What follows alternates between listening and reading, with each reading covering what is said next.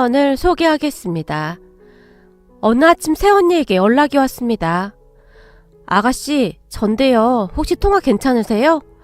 많은 고민을 하다 전화를 한 것인지 새언니가 어렵게 말을 꺼냈어요.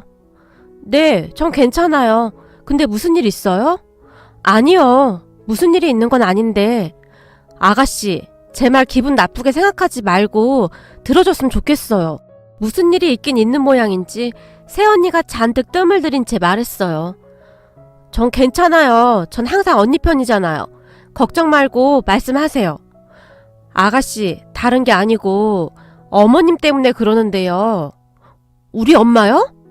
네, 어머니 입장에서는 우리가 걱정돼서 자주 찾아오시는 것 같은데 아무래도 너무 자주 찾아오시니까 저도 그렇고 그이도 그렇고 많이 힘들어서요. 엄마 아직도 언니 집에 자주 가세요? 제가 알아듣게 잘 말씀드렸는데? 우리 엄마도 시어머니가 되니까 완전 다른 사람으로 바뀌었네요. 아니에요, 아가씨. 그렇다고 해서 어머님이 저한테 막 시집살이 시키시는 건 아닌데 아무래도 그이가 좀 힘들어해서요. 그치만 저도 어머님 심정 이해 못하는 건 아니어서 중간에서 너무 힘이 드네요. 새언니의 목소리에서 고단함이 고스란히 느껴졌습니다. 당연하죠. 아무래도 언니가 제일 힘들 수밖에 없죠. 전 그 심정 충분히 이해해요. 알겠어요. 제가 엄마한테 다시 잘 알아듣게 말할게요. 아가씨, 항상 고마워요. 제가 나중에 맛있는 식사 대접할게요. 제 말에 새언니의 목소리가 밝아졌는데요. 아니에요, 언니. 제가 항상 감사하죠. 우리 오빠는 무슨 복을 타고 나서 언니 같은 사람과 결혼했나 모르겠어요. 우리 남편은 오빠가 세상에서 제일로 부럽대요. 언니, 아마 엄마가 언니한테 미안해서 더 그러실 거예요.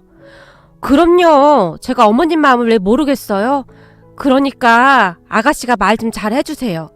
저한테 그렇게 미안해하지 않으셔도 된다고요. 새언니가 밝은 목소리로 제게 다시 부탁했어요. 새언니는 워낙 밝은 사람이었기에 아무리 힘든 일을 겪어도 하루 이틀이 지나고 나면 덤덤해지는 그런 사람이었거든요. 처음에는 그런 새언니가 적응이 안 될 정도였지만 서로 실수도 하고 그런 거잖아요. 그럴 땐 그냥 담아두지 말고 툭툭 털어버리자고요. 우린 가족이잖아요. 서로 조금씩만 이해하면서 그렇게 지내요. 라는 말을 할 뿐이었어요. 우리 부모님은 새언니에게 항상 미안한 마음이 가득했습니다. 그랬기에 엄마가 반찬이랑을 잔뜩 준비해서 오빠 집에 가곤 했는데 그 횟수가 지나치다 싶을 정도로 좀 많았거든요. 그런데 엄마가 오빠 집에 갈 때마다 새언니보다는 우리 오빠가 더 스트레스를 받곤 했는데요. 오빠 부부네 집과 부모님 집은 상당히 가까운 거리에 살고 있었기에 엄마가 아침밥을 준비해서 가지고 가는 날도 많았거든요. 어느 날은 엄마가 아침 일찍 오빠 부부네 집으로 가셨답니다. 새언니가 현관문을 열어드렸는데 집 안에 들어서자마자 엄마의 폭풍 잔소리가 시작되었다고 합니다. 뭐야? 아침부터 빵 쪼가리를 먹고 있는 거야? 아침에 든든하게 밥을 먹어야지. 왜 자꾸 이딴 걸 먹고 있어? 범수는 아직도 자는 거니?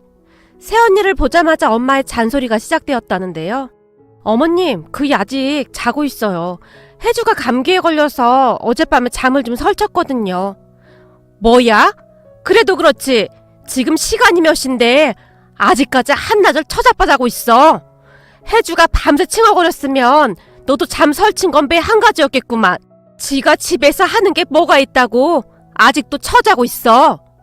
아니에요, 어머님. 전 그래도 그이 덕분에 좀 잤어요. 그러니까 그냥 두세요. 많이 피곤할 거예요. 종일 집에만 있는 놈이 피곤하긴 뭐가 피곤해. 지가 살림을 하기로 했으면 아침 일찍 일어나서 국도 데우고 일 나가는 아내 든든하게 아침밥을 먹여서 보내야지.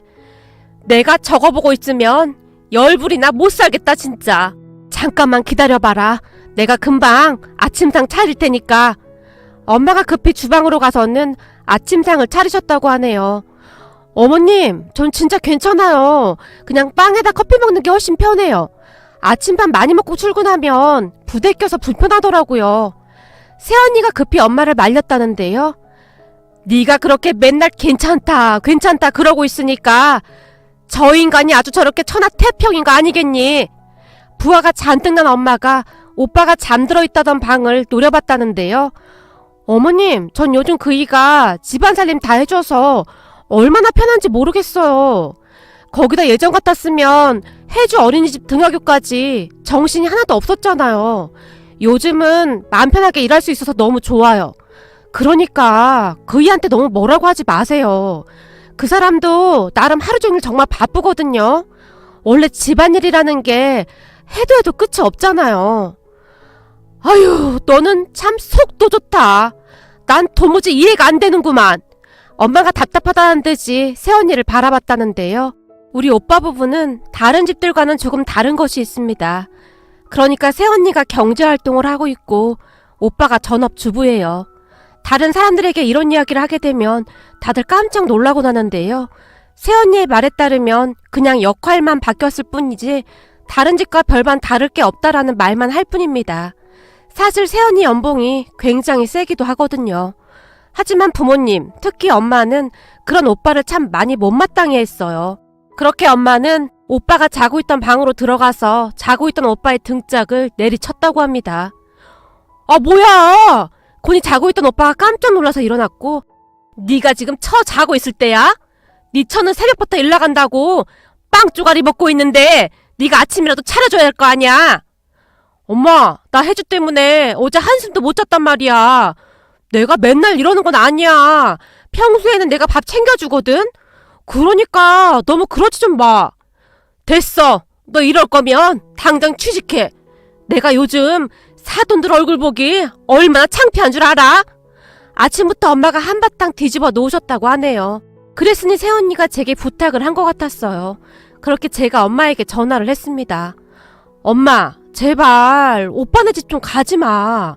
어제도 아침부터 가서 난리 쳤다며? 둘이 만족하고 잘 살고 있는데 도대체 왜 그러는 거야? 내가 요즘 잠이 안 와.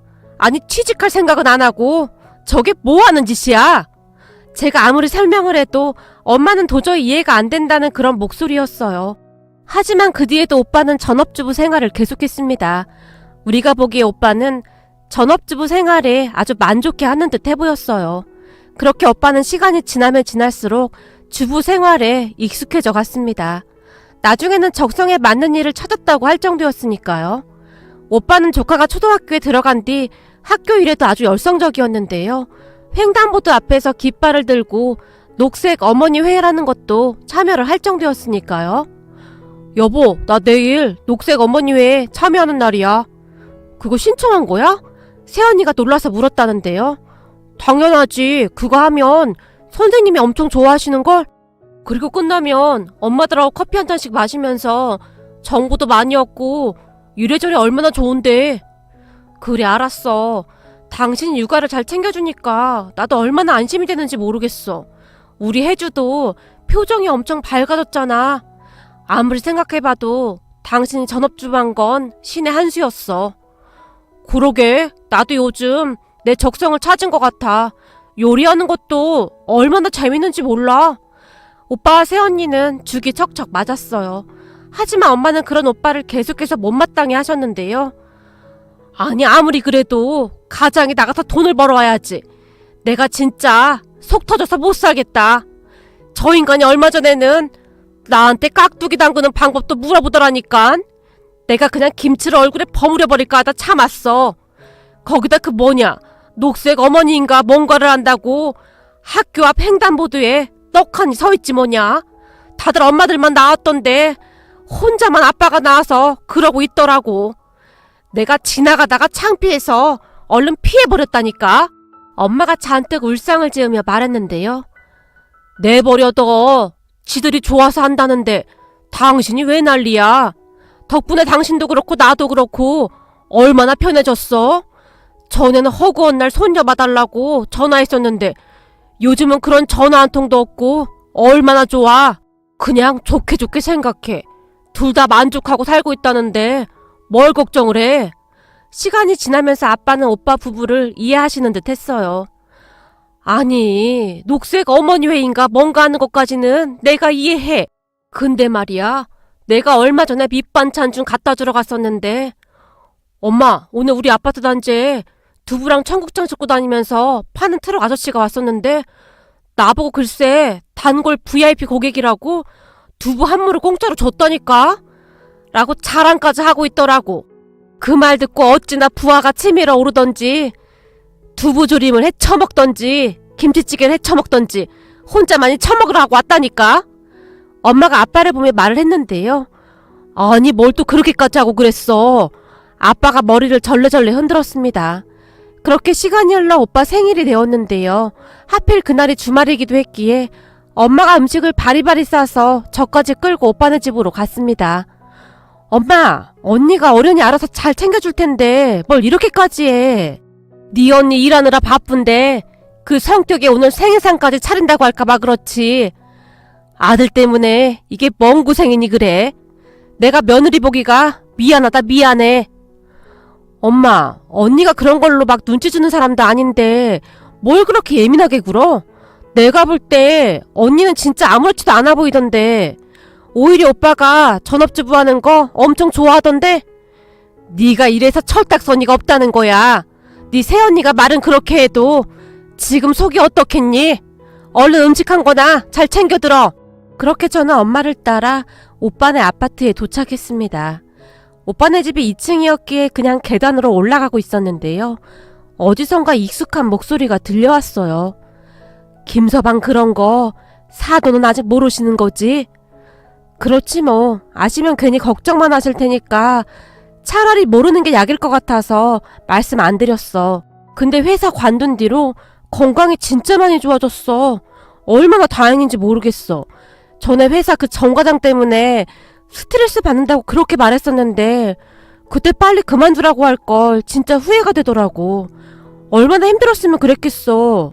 안 사돈 어른과 새언니가 문 앞에서 심각한 목소리로 대화를 하고 있었어요. 그 모습을 보며 제가 안 사돈 어른에게 인사를 드리기 위해 발걸음을 옮기려고 했는데요. 가만히 있어봐. 이게 지금 다 무슨 소리야? 새언니와 안 사돈 어른의 대화를 듣던 엄마가 제게 조용히 속삭였어요. 하지만 우리가 왔다는 사실을 전혀 알지 못했던 안 사돈 어른께서 다시 새언니에게 걱정스레 말씀하셨어요. 그래도 나중에 알게 되시면 상심이 크실 텐데 되도록이면 빨리 말씀드려. 안 사돈이 아직도 김서방한테 취직 안 한다고 난리 치신다면서 나중에 하시면 얼마나 충격받으시겠니? 알았어. 걱정하지 마. 그리고 오늘 남편 생일 차려줘서 고마워. 내가 혼자 해도 되는데 뭐하러 다 준비해왔어. 하나뿐인 사위인데 장모가 그 정도는 해줘야지. 내가 김서방 좋아하는 갈비찜이랑 잡채 많이 갖다 놨으니까 실컷 먹으라고 해. 그리고 시간 되면 집에 한번 같이 와. 엄마가 김서방 몸보신 좀 시켜줄 테니까. 알겠어 엄마. 근데 사위 생각하는 것만큼 딸도 좀 생각해주면 좋겠네. 새언니가 장난스레 웃고 있었어요. 이거사, 넌 건강 하나는 타고났잖아. 넌 뭘 먹고 이렇게 튼튼하냐? 그때 우리 김서방 병원에 입원했을 때 내가 놀란 거 생각하면 아직도 오금이 저릴 정도야. 말을 끝낸 안사돈 어른께서 1층으로 내려오시는 것 같았는데요. 사돈, 그게 무슨 말씀이세요? 많이 놀라긴 하셨던지 엄마가 안사돈 어른을 보자마자 인사도 없이 따지듯 물었어요. 사돈, 언제 오신 겁니까? 안사돈 어른도 많이 놀라신 모양으로 순간 어쩔 줄을 몰라 하고 계셨어요. 어머님 아가씨, 언제 오신 거예요? 저기 내가 들으려고 해서 들은 건 아닌데 지금 이게 다 무슨 말이냐? 엄마가 새언니를 재촉했어요. 어머님, 우선 들어가서 말씀드릴게요. 그냥 별일 아니에요. 그러니까 그게 무슨 말이냐고.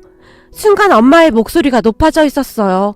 그렇게 안사돈 어른과 새언니가 혼비백산한 채 눈치만 보다가 그동안의 일을 다 말해줬는데요. 사실 오빠가 전업주부를 할 수밖에 없었던 이유가 있었다고 합니다. 오빠가 메니에르라는 병에 걸렸다고 했어요. 오빠의 병명을 듣고 우리 모두 놀랄 수밖에 없었습니다. 의사 말로는 이 메니에르라는 병이 상당히 희귀병 중에 하나라고 얘기를 했다는데요. 이 병이 과로나 스트레스가 심할 때 어질어질하면서 갑자기 쓰러지기도 하는 병이라고 합니다. 거기다 제때 치료하지 않고 관리하지 않으면 청력에 문제가 생길 수도 있다고 했어요. 하지만 꾸준히 치료하고 노력하면 일상생활을 하는데 큰 어려움이 없다면서 새언니가 별일 아니라는 듯이 말을 했어요. 아니, 멀쩡하던 사람이 갑자기 왜 이렇게 됐어? 엄마의 얼굴에는 당황스러움과 걱정이 가득해 보였어요. 그런 우리에게 새언니가 충격적인 사실을 말해줬는데요. 오빠가 다니던 회사에 정 과장이라는 오빠의 직속 상사가 있었다는데요. 그 상사가 오빠를 그렇게 못살게 굴었다고 하네요. 그냥 때와 장소를 가리지 않고 입에 담을 수도 없는 막말하는 건 아무것도 아니었고, 퇴근할 때쯤 일을 던져줘서 밤 11시가 넘어서까지 혼자 사무실에 남아서 일한 적이 한두 번이 아니었어요.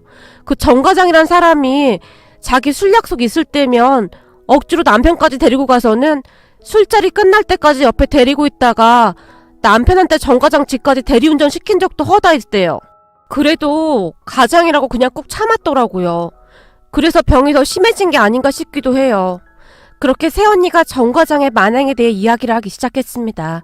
새언니의 말에 의하면 정 과장으로 인해 오빠가 더 삐쩍삐쩍 말라갔다는데요.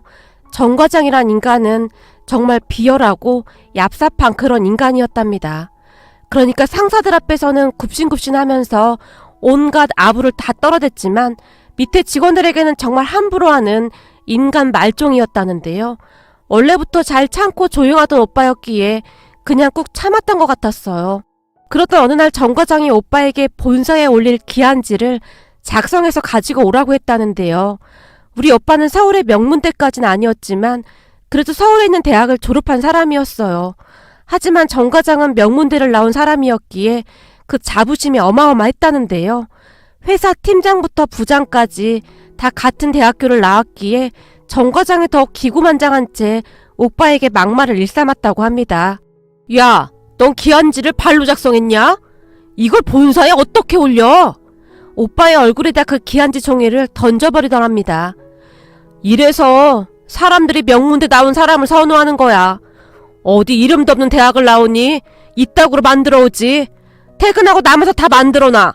내가 내일 아침에 출근하면 볼 수 있게 제대로 만들어놔. 알았어? 그날도 역시 정 과장이 오빠에게 막말을 일삼았다고 합니다. 그 모습을 본 오빠 선배 한 명이 아니, 내가 보기에 기한지 엄청 잘 썼는데 더 이상 어떻게 잘 만들어? 그럼 지가 한번 해보던가. 얘기 들어보니 정 과장 신입사원 때 어리버리 정이라고 소문났었대. 동문서답하는 꼴통으로 소문났었다고 하더라고. 어떻게 인간이 저럴 수가 있어? 그렇게 그 선배가 그날 늦게까지 오빠와 같이 기한지에 첨부할 자료를 도와줬다는데요. 하지만 다음날 아침 기한지를 본 정 과장이 다시 화를 내기 시작했답니다. 너 어제 야근한 거 맞아? 진짜 이따구로 일을 할래? 회사 그만 다니게 해줘? 그 순간 오빠의 인내심이 폭발해버렸다는데요. 과장님, 정말 너무하시는 거 아닙니까? 저한테 일부러 더 그러시는 것 같은데 한두 번도 아니고 정말 너무하시네요. 뭐? 너무하긴 뭐가 너무해. 정 과장이 흥분한 채 오빠의 얼굴에 서류를 다시 한번 집어던졌다네요. 그런 정 과장을 보며 부들부들 떨던 오빠가 갑자기 과호흡이 오면서 그대로 쓰러져 버렸고 말이죠. 그렇게 병원에 입원한 오빠를 보며 새언니가 오빠를 설득했다고 했어요. 당신 회사 그만두는 게 나을 것 같아. 이러다 진짜 큰일 나겠어. 아무리 그래도 가장이 회사를 어떻게 그만둬? 나만 힘든 것도 아니고 다른 사람도 다 힘든데 참고 하는 거잖아. 오히려 오빠가 절대 그만둘 수 없다며 방방 뛰었다는데요. 여보, 부탁인데 회사 그냥 그만둬. 우리 딸 지금 한참 어린데 그렇게 일만 하다 당신 잘못되면 우린 어떡해. 건강을 잃으면 다 잃는 건데 나 무섭단 말이야. 그러니까 우선은 건강부터 챙기자. 의사 선생님도 그랬잖아. 이러다 진짜 큰일 난다고. 당신이 무슨 말 하는지 잘 알겠는데 난 한 번도 회사를 그만두고 집에서 전업주부 한다는 생각을 해본 적이 없어. 거기다 내가 회사 그만두고 주부한다고 하면 우리 엄마 아버지 난리 치실걸? 오빠의 입장에서는 아무래도 쉽게 결정할 문제는 아니었을 테니까요. 그게 뭐가 그렇게 중요해. 그리고 내가 얼핏 알아보니 우리나라에 주부 아빠가 몇십만 명이나 된다고 하더라고. 이제 세상이 바뀌어서 그런 거 큰 걱정할 필요 없어. 내가 못 버는 것도 아니고 난 당신이 집에서 살림해주면 오히려 고마울 것 같은데 우리 딸 유치원 등하원도 그렇고 우리 그동안 너무 힘들었잖아. 그리고 무엇보다도 난 당신 건강이 제일 중요하다고 생각해. 뉴스 봐봐. 그렇게 평생 일만 하다가 잘못되는 사람들도 많잖아. 우리 욕심 부리지 말고 건강부터 챙기면서 살자. 나중에 당신 건강 좋아지면 다시 일 시작해도 되잖아. 새언니가 지속적으로 오빠를 설득했다고 합니다. 그렇게 오빠는 회사에 사표를 냈고 전업주부가 되었고요. 한참 동안 말을 하던 새언니가 미안한 듯 엄마를 바라봤어요. 어머님, 저는 그이 건강이 제일 우선이에요. 그까짓 돈하고 그이 건강하고 절대 못 바꿉니다. 최소한 사람답게는 살아야 하잖아요? 허구한 날 야근에다 그렇게 고생을 했으니 몸이 망가질 수밖에요. 돈만 많이 벌어오면 뭐해요. 계속 몸이 축나는걸요. 근데 요즘은 정말 많이 좋아졌어요. 얼마 전에 병원 다녀왔는데 의사 선생님도 많이 좋아졌다고 하고요. 어머님 아버님께 미리 말씀 못 드린 건 죄송해요. 아무래도 걱정하실까봐 말씀 못 드렸어요. 새언니가 고개까지 푹 숙인 채 어쩔 줄을 몰라 했어요. 난 그런 것도 모르고 그 난리를 쳤구나. 죄송해요 어머님. 그이 건강해지면 사실대로 말씀드리려고 했어요. 우선 그이가 스트레스를 받으면 안 돼서 어머님 아버님께서 걱정하시면 더 스트레스 받을까 걱정도 됐었고요. 아니다. 네가 미안할 게 뭐가 있겠니? 남편이 그렇게 됐는데 너도 참 힘들었겠구나. 그동안 네가 옆에서 잘 챙겨줘서 정말 고맙구나. 안 싸돈 정말 감사합니다. 제가 며느리 복은 있나 봅니다. 어디서 이런 착한 복덩이가 나왔는지 모르겠습니다. 엄마가 눈물까지 글썽이며 안 사돈 어른과 새언니에게 진심을 전했습니다. 아닙니다, 아닙니다. 우린 가족인데 당연한 거 아니겠습니까? 우리 김서방의 집에서 손녀를 잘 봐줘서 저도 요즘 아주 편해졌는걸요. 우리 김서방이 음식도 잘하고 아주 못하는 게 없습니다. 저야말로 무슨 복이 있어서 이런 사위를 받는지 모르겠네요. 안사돈 어른께서 활짝 웃으셨어요. 그런데 그런 안사돈 어른의 말을 듣던 엄마의 눈에서 눈물이 하염없이 쏟아져 나왔습니다. 그 뒤부터 엄마는 오빠에게 아무런 말도 하지 않았어요. 그리고 오빠는 완벽한 전업주부가 되어갔는데요. 하루가 어떻게 가는 줄 모르겠다고 할 정도로 정말 열심히 살고 있습니다. 심지어 얼마 전에는 본가에 와서 한껏 들떠서 말을 했어요. 저기 우리 딸 학교 친구 아빠도 이번에 전업주부 하기로 했다네. 둘째가 태어나서 선택의 여지가 없었다는데 출산 휴직계를 쓰고 집안 살림을 좀 하다 보니 적성에 맞더래. 그래서 요즘 나한테 이것저것 진짜 많이 물어보면서 친해졌잖아. 오빠가 한껏 신나서 말을 할 정도였어요. 그러던 어느 날 정말 기가 막힌 일이 생겼습니다. 평소 오빠와 친하게 지내던 회사 동료 한 사람이 오빠를 찾아왔더랍니다. 최 대리가 웬일이야? 김대리, 그 미친 정 과장 지금 완전 큰일 났잖아? 왜? 무슨 일인데? 허구한 날 직원들 괴롭혀도 승승장구만 하더니 큰일 나긴 왜 큰일 나? 얼마 전에 신입사원 한 명이 들어왔는데 그 신입사원한테도 김대리한테 하듯이 그렇게 한 모양이더라고. 그랬겠지. 그 성격이 하루아침에 바뀌겠어. 근데 왜 큰일이 나? 그게 말이야. 요즘 신입사원들이 아주 대단하더라고. 그동안 정 과장이 한 짓을 다 녹음해서 지금 소송한다나 뭐라나 난리도 아니야. 뭐? 그게 무슨 말이야? 소송이라니. 오빠가 놀란 채 최 대리를 바라봤다고 합니다. 그 신입사원 첫 출근 날부터 빨간색 스포츠카를 끌고 와서 다들 수근거렸었거든? 알고 보니 그 신입사원 집이 아주 어마어마하더라고. 아버지가 의사라고 하는 것 같고 엄마는 대학 교수에다 작은아버지는 대형 로펌 변호사라고 하는 것 같던데 집안이 보통이 아니더라고. 정 과장이 계속 힘들게 하니까 변호사인 작은아버지 조언을 받아서 아주 철저하게 준비했다나 봐. 그거 보면서 김대리가 생각나더라고. 김대리는 그걸 어떻게 다 참고 견뎠어? 그렇게 참고만 있었으니 병이 안 생길 수가 있나. 그 신입사원이 녹음한 거 들어봤는데 진짜 상상을 초월하더라고. 최 대리가 고개를 절레절레 흔들었답니다. 그렇긴 했지. 지금 다시 생각해봐도 정상적인 사람 같지가 않았어. 근데 그런 것도 처벌이 되는 건가? 녹음된 파일이랑 이것저것 자료 다 가지고 있더라고. 지금 본사 감사팀에 녹음한 내용까지 전부 다 투서 올렸대. 앞으로 아주 볼만할 거야. 최 대리가 의미심장하게 웃으며 말했다고 하네요. 그 뒤 어마어마한 일이 일어났다는데요. 최 대리의 말에 의하면 그 신입사원이 작정을 하고 준비를 한 모양인데요. 심한 우울감과 스트레스로 병원에서 진단서까지 떼서 정 과장을 고소했다고 하네요. 하물며 정 과장이 오빠에게 하듯이 똑같이 그 신입사원에게 대리 운전까지 시켰다는데요. 회식 후 잔뜩 취한 채 대리 운전을 하라는 정 과장의 말에 그 신입사원이 인내심의 한계를 느꼈다고 하는데요. 결국 뚜껑 열린 신입사원이 철저하게 준비를 하고 있었던 것이죠. 정 과장의 상습적인 폭언과 입에 담기도 어려운 그런 욕설들이 상해죄가 성립될 수 있다고 하더라고요. 거기다 그 신입사원의 얼굴에 서류를 집어던진 적이 한두 번이 아니었다고 했으니까요. 결국 정 과장이 회사에서 쫓겨나다시피 나왔다는데 정 과장의 만행이 회사에 다 알려졌다고 합니다. 그 뒤 정 과장은 회사까지 그만둔 채 그 신입사원에게 합의를 해달라며 빌고 또 빌었다는데요. 신입사원이 절대 합의를 해주지 않고 있다고 합니다. 그렇게 정 과장은 직장도 잃고 여기저기 일자리를 알아보고 있다고 하는데 아무래도 소송까지 걸려있고 하니 취업이 어렵다는 것 같았어요. 그러한 것을 보며 그냥 참고 넘기는 것만이 능사가 아니라는 생각이 들었는데요. 그동안 오빠가 고생한 것을 생각하면 너무나 마음이 아팠거든요. 하지만 현재 오빠는 전업주부 생활에 아주 만족하고 있답니다. 그 뒤로는 키우고 있던 반려견과 함께 일상생활을 유튜브에 올리면서 잘 살고 있습니다. 생각보다 수입도 괜찮은 것인지 얼굴에 생기가 가득하네요. 요즘은 엄마한테 김치 담그는 법까지 배우고 있는데 그러한 모습들까지 유튜브 영상으로 만들어서 올리고 있습니다. 엄마도 즐겁게 촬영하고 있는데요.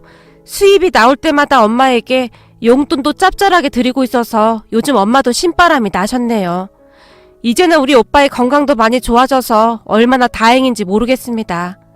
지금처럼만 우리 가족 행복하게 살아갔으면 좋겠습니다. 오늘의 사연은 여기까지였습니다. 즐겁게 보셨다면 구독, 좋아요 부탁드립니다. 고맙습니다.